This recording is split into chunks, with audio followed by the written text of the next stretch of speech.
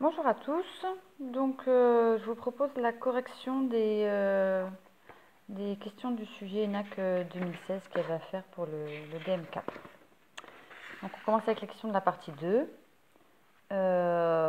Donc, on a Z qui est égal à E 2pi sur 5, alpha et bêta qui sont définis ainsi. On avait dit qu'il y aurait des calculs à vérifier. Donc, ce qu'on remarque, c'est qu'on a affaire à une racine cinquième de l'unité. Donc, Z5, ça fait 1. Et alpha, c'est Z plus Z4. Bêta, c'est Z2 plus Z3. Donc, il y a un réflexe, une idée à avoir tout de suite. Dans la mesure où on va faire alpha plus bêta. On va additionner tout ça. Et du coup, là, on a alpha plus bêta. Et on se rend compte qu'on a les termes d'une suite géométrique. On se souvient que la somme de 1 jusqu'à Z5, jusqu'à Z4, pardon, ça vaut 1 moins Z5 sur 1 moins Z, du coup ça vaut 0. Et on en déduit que alpha plus bêta vaut moins 1. Quand on fait le produit, on développe. On obtient ça. On n'oublie pas que Z5, ça vaut 1. Et donc c'est très intéressant parce que du coup, Z6, ça vaut Z5 fois Z.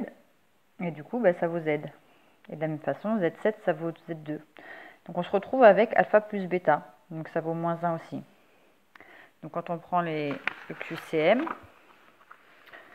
on a alpha plus bêta qui vaut moins 1 et alpha fois bêta qui vaut moins 1. Donc c'est B et D les bonnes solutions. On passe à la question d'après. Alors, la question d'après. Donc, il s'agit de Q7. On vous demande de vérifier que alpha et bêta sont racines de ce trinôme-là. Alors, on pensait résoudre le trinôme ou faire une vérification. En fait, avec ce qu'on a là, on a la somme et le produit. Donc, il faut penser au résultat x moins alpha fois x moins bêta. Ça vaut x carré moins sx plus p. C'est un réflexe à avoir pour les trinômes. Donc ici, x carré moins sx plus p, avec s qui vaut moins 1 et p qui vaut moins 1, on obtient donc ce polynôme-là. Et donc, si on reprend les expressions, moins 1 et moins 1, c'est a qui est correct, et du coup, les autres sont incorrects. On passe à la question 8. Donc, on en déduit les résultats suivants. Donc, Q6, ça nous a permis d'obtenir ceci. On va résoudre Q7 comme on a l'habitude de le faire, le trinôme. Donc on reprend le trinôme de Q7 qui est là, on calcule delta, on obtient deux solutions. Et là, se pose la question, lequel est alpha, lequel est bêta. Donc là, un petit dessin va nous aider. Si on représente Z, on a Z carré qui est ici, Z3 et Z4. Du coup, Z plus Z4, on s'aperçoit qu'ils sont en face et c'est positif. Les Z2 plus Z3, ils sont en face ici par rapport à l'axe des abscisses. Et quand on va les additionner, on va obtenir une valeur négative. En fait, on obtient deux fois le cosinus ici pour alpha et deux fois le cosinus qui est ici pour bêta. Du coup, alpha est positif et bêta est négatif. Ce qui va nous permettre, avec les données de x1 et de x2, on sait que x2 est négatif, x1 est positif. Donc ça signifie que x1 c'est alpha et x2 c'est bêta. À ce stade-là, il nous faut reprendre les solutions pour savoir ce qu'on va raconter. Alors, on obtient du coup que cosinus 2pi sur 5, ça vaut alpha divisé par 2. Donc si on reprend les termes de alpha qui sont là, on obtient donc cette valeur-là.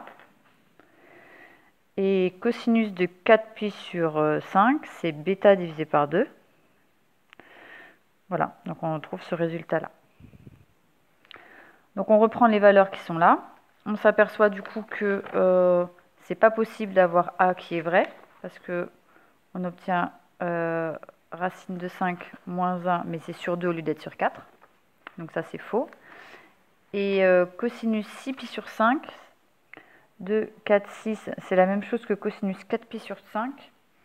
Et du coup, on en déduit que C, c'est pas possible, parce qu'on doit obtenir ici cosinus 4pi sur 5. Et cosinus 4pi sur 5, il y a un moins et un moins, alors qu'ici, il y a un moins et un plus. Donc même si c'est sur 4, c'est pas bon. Donc c'est pas possible. À ce stade-là, on ne sait pas si B est vrai ou D est vrai, puisque B, on a la bonne solution pour cosinus, et D, on a la bonne solution pour sinus, parce que cosinus de 8π sur 5, c'est celui-là. Donc c'est la même chose que cosinus de π sur 5. Donc ces deux-là, ça correspond. Donc tout va se jouer sur le calcul du sinus qui est après. Donc pour calculer le sinus, on utilise, quand on a déjà le cosinus, on utilise cette relation-là et on se pose la question de connaître le signe de notre sinus. Donc ici, on obtient ce calcul-là, on simplifie, on a du 16 en dénominateur, du coup ça fait 16 ici. Faites attention, ici il y a un moins et un moins. Donc je vous rappelle que moins A moins B au carré, c'est la même chose que A plus B au carré. Donc on obtient cette relation-là. 16 moins 6, ça fait 10. On obtient donc ce résultat-là pour sinus carré. Maintenant, sinus de 4π sur 5, c'est positif. Du coup, le sinus de 4π sur 5, on va obtenir ce résultat-là. On en déduit que D est faux.